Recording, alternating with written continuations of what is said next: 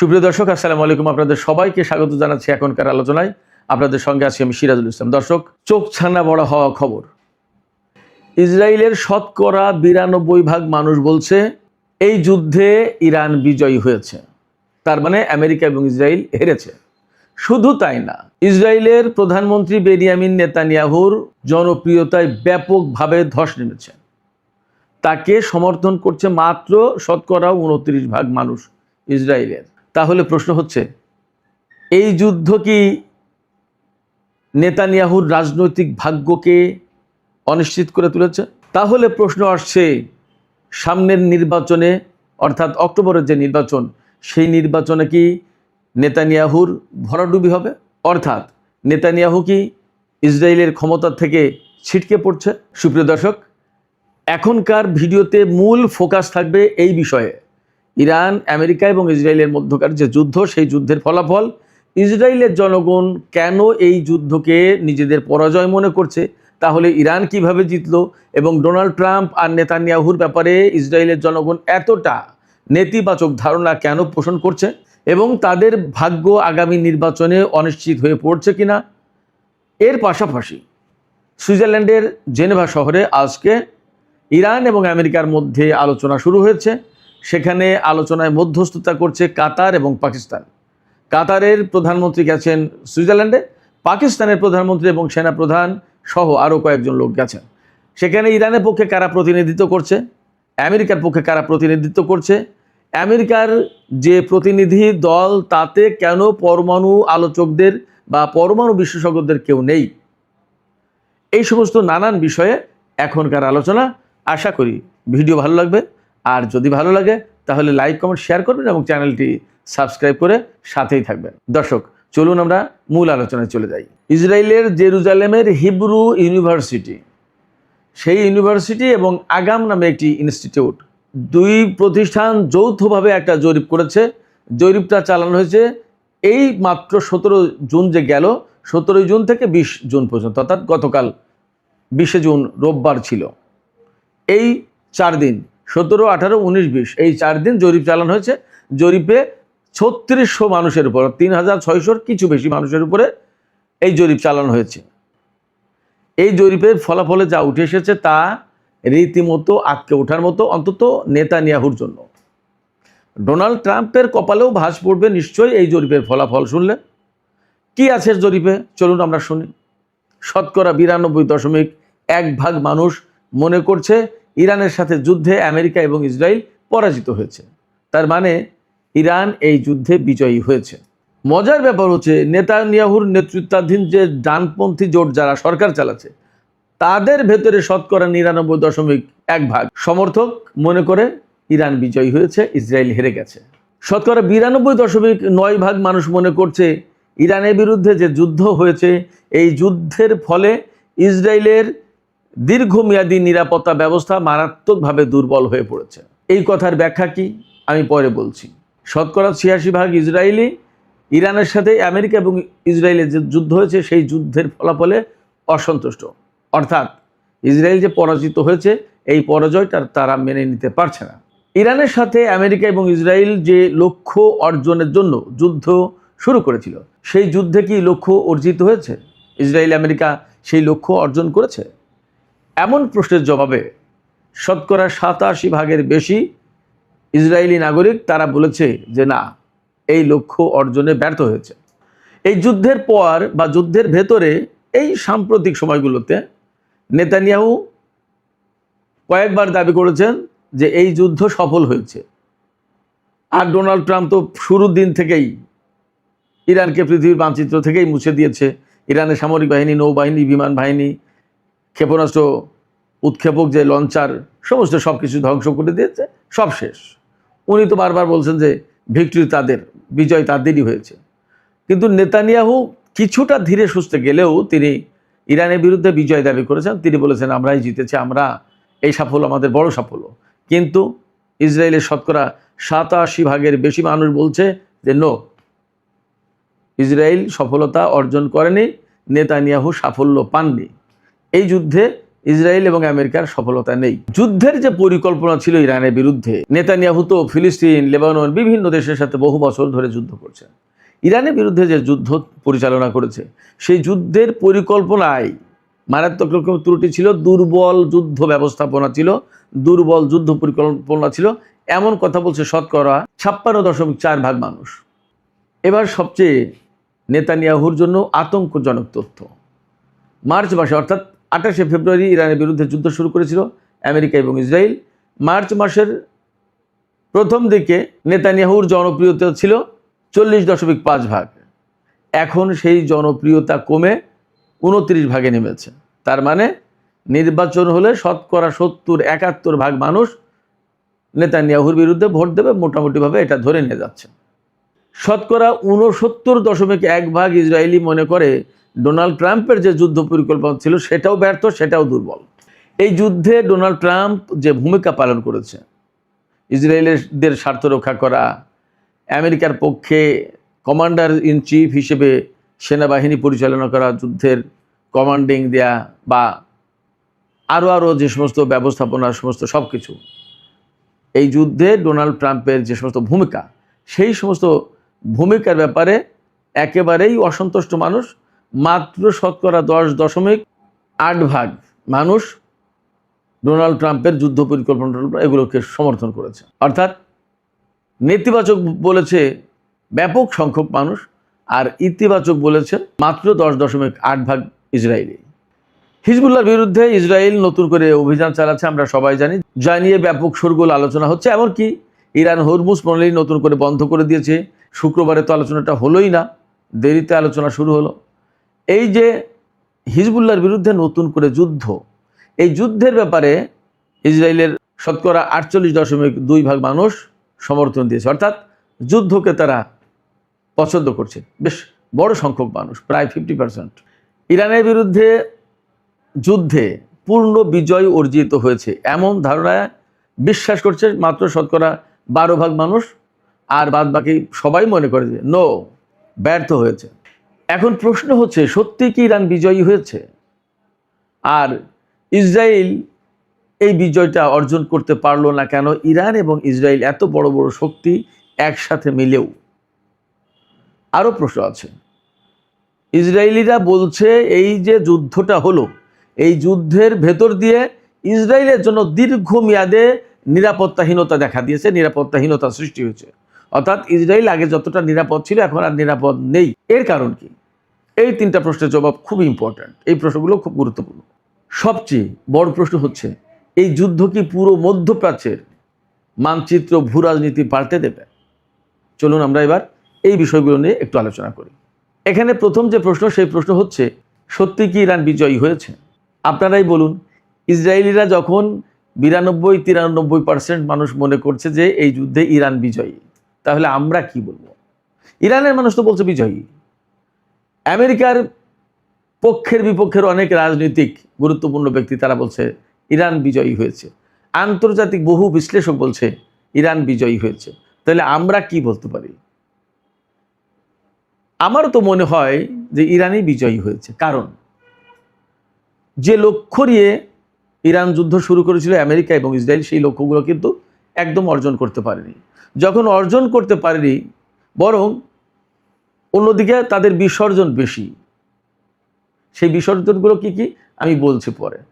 তো বিসর্জন যদি বেশি হয়, তাহলে তো যুদ্ধে ইরানই বিজয়ী হয়েছে এবং এরা পরাজিত হয়েছে। যুদ্ধের লক্ষ্যগুলো কি কি ছিল?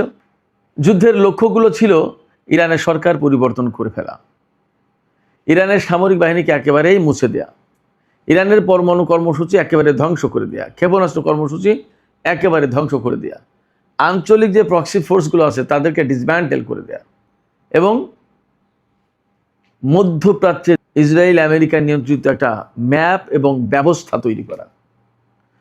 আপনারা বলুন, এগুলোর একটাও কি হয়েছে? ইরানের সরকার কি পরিবর্তন করে দিতে পেরেছে? হয়তো কিছু মানুষকে হত্যা করা গেছে, কিন্তু সরকার তো পরিবর্তন হয়নি।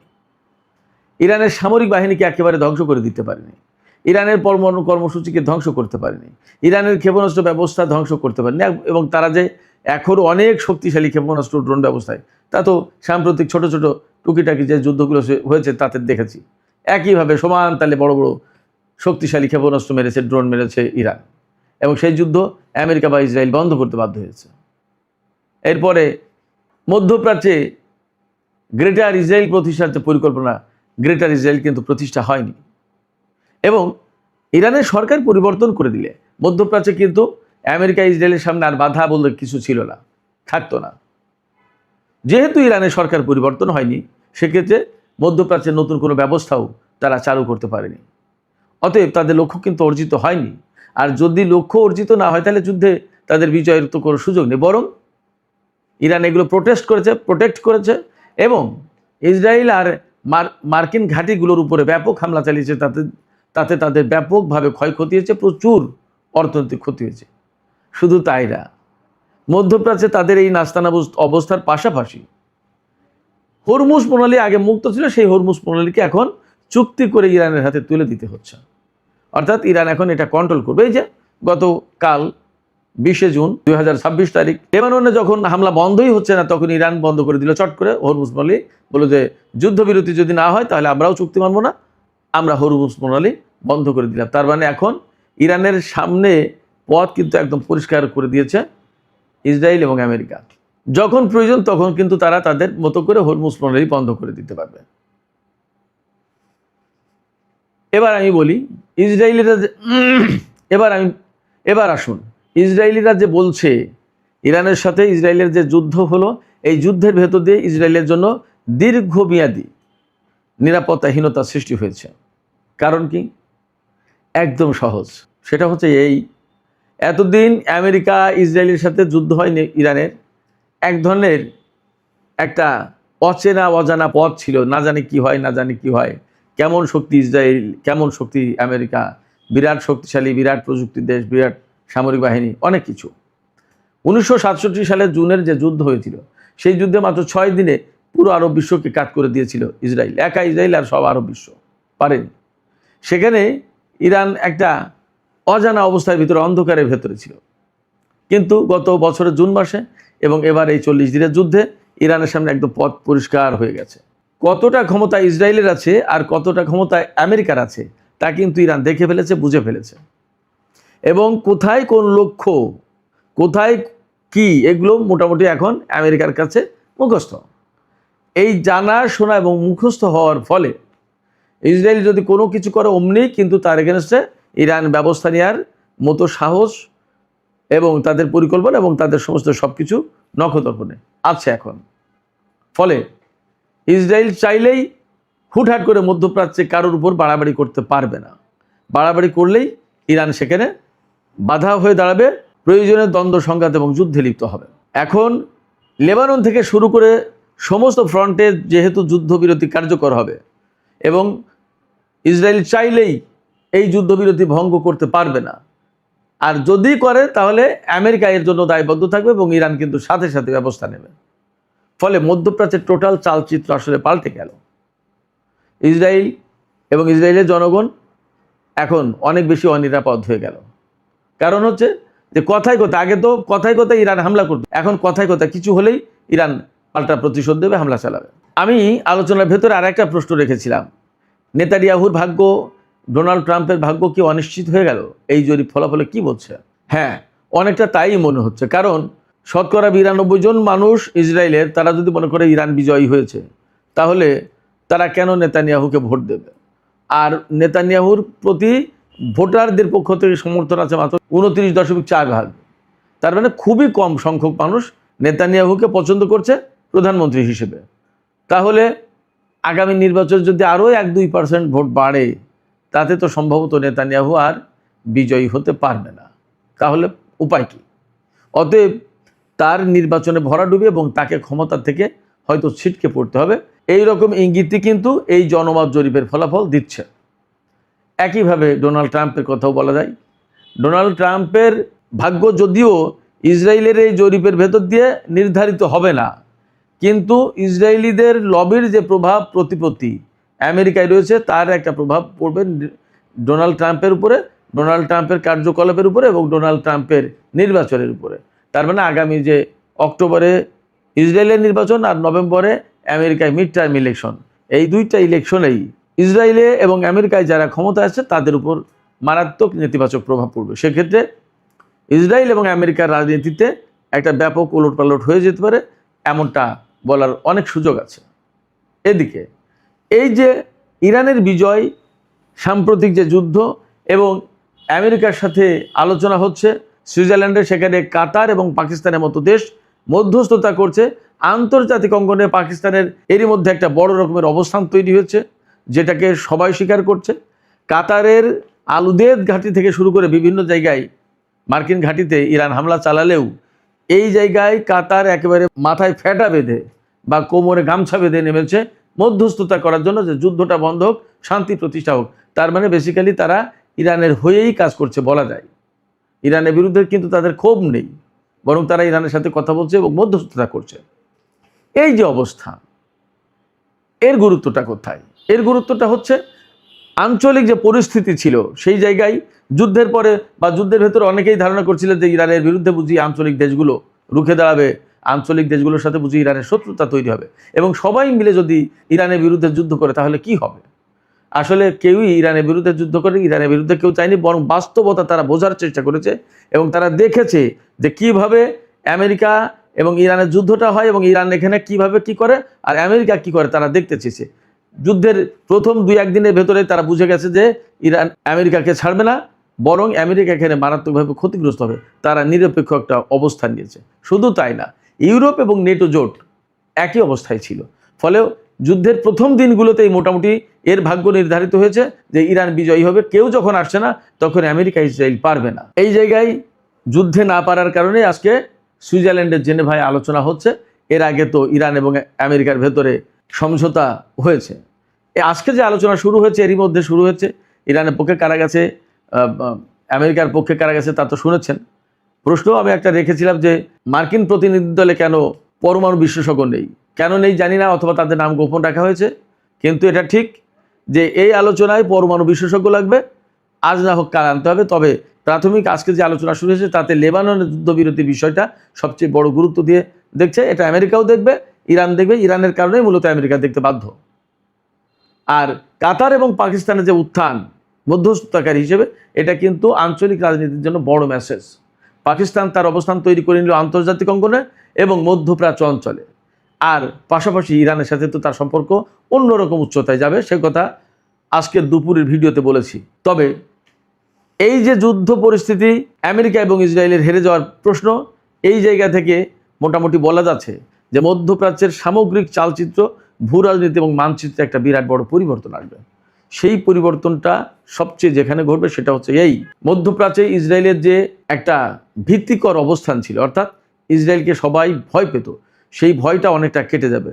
1, 2 হচ্ছে আমেরিকার ব্যাপারেও একই রকমের মনোভাব পোষণ করবে। আরও বিশ্বের সব মানুষ তাদেরকে পরাজিত শক্তি হিসেবে দেখবে, ইরানকে বিজয়ী শক্তি হিসেবে দেখবে, ইরানকে তারা সমীহ করে চলবে। এবং এই যে পরাজয়টা হলো, এই পরাজয়ের কারণে হরমুজ প্রণালী, ভূমধ্যসাগর এবং টোটাল মধ্যপ্রাচ্যে আমেরিকা ইসরায়েলের প্রভাব একদম মারাত্মকভাবে ক্ষুণ্ণ হবে, নষ্ট হয়ে যাবে। অ্যাট দ্য সেম টাইম মধ্যপ্রাচ্য অঞ্চল থেকে আমেরিকার অনেকগুলো ঘাঁটি গুটিয়ে নিতে হবে, না নিলে উপায় নেই, আজ হোক কাল হোক নিতেই হবে আমেরিকাকে। ফলে এই যুদ্ধ আসলে নতুন একটা মধ্যপ্রাচ্য গড়ে দেবে, নতুন একটা রাজনৈতিক পরিস্থিতি তৈরি করে দেবে এবং আমেরিকা আর ইসরায়েলের রাজনীতিতে ব্যাপক তোলপাড় সৃষ্টি করে দেবে, ওলট পালট করে দেবে এবং ইরানকে শুধু আঞ্চলিক শক্তি নয়, বিশ্ব শক্তিতে পরিণত করতে পারে, এমনটা বলার যথেষ্ট কারণ আছে। সুপ্রিয় দর্শক, এখনকার আলোচনা এখানে শেষ করতে চাই। যাবার আগে আপনাদের কাছে জানতে চাই, আপনাদের মতামত বুঝতে চাই। আমি যে কথা বললাম ফিনিশিং, যেখানে এই যুদ্ধ আসলে নতুন একটা মধ্যপ্রাচ্য গড়ে দেবে কিনা এবং ইরান আঞ্চলিক ও আন্তর্জাতিক অঙ্গনে বিরাট একটা শক্তিশালী রাষ্ট্র হিসেবে আবির্ভূত হবে কিনা, আপনাদের মতামত কি? আপনাদের মতামত কমেন্টে জানাতে পারেন। আর ভিডিও ভালো লাগলে লাইক, কমেন্ট, শেয়ার করবেন এবং চ্যানেলটি সাবস্ক্রাইব করে সাথেই থাকবেন প্লিজ। দর্শক, আপনাদের সবাইকে অনেক অনেক ধন্যবাদ। আল্লাহ হাফেজ।